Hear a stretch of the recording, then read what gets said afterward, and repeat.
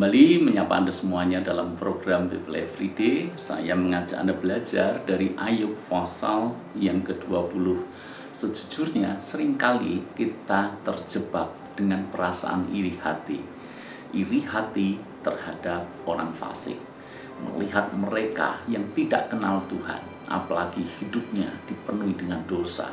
Tapi seolah-olah mereka ini orang yang sangat-sangat mujur, orang-orang yang sangat beruntung.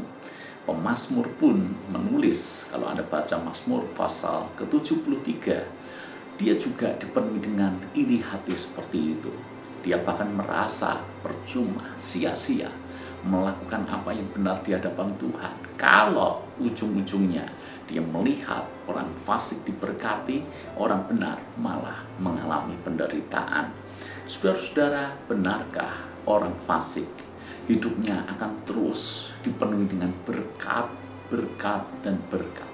Apakah benar orang fasik akan bahagia untuk selamanya?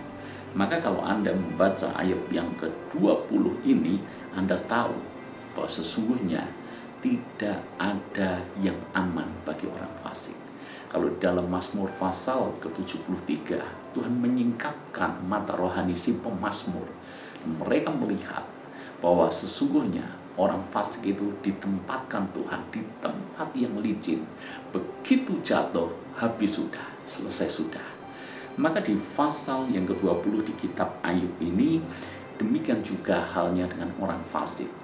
Orang fasik tidak luput dari hukuman Tuhan. Kalau Anda baca ayat yang kelima, bahwa sorak-sorai orang fasik hanya sebentar saja, dan sukacita orang durhaka hanya sekejap mata. Sekejap mata itu singkat. Maka orang fasik kelihatannya bahagia, kelihatannya gembira, kelihatannya dia sukses, kelihatannya apa yang dia lakukan berhasil. Tetapi tidak ada yang abadi. Tetapi itu singkat saja. Ayat yang ke-8. Bagaikan impian yang melayang hilang, tak berbekas, lenyap bagaikan penglihatan waktu malam. Kalau kita mimpi, berapa lama sih umur mimpi itu? Malam, kalaupun panjang, dari malam hingga pagi bangun dan selesai. Artinya adalah sementara. Maka keberhasilan orang fasik, maka berkat keberuntungan orang fasik, kelihatannya memang beruntung, tapi itu sementara saja. Maukah kita iri kepada orang yang berhasil tapi sementara, yang kelihatannya beruntung tapi sesaat saja? Ayat 27. Langit menyingkapkan kesalahannya, dan bumi bangkit melawan dia. Ingat, bagaimanapun juga hukum tabur tuai itu berlaku. Tuhan kita Tuhan yang adil.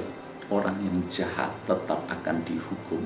Langit menyingkapkan kesalahannya. Jangan pikir orang fasik, kalau dia pandai menyembunyikan kesalahannya, maka dia akan aman selamanya. Langit akan menyingkapkan.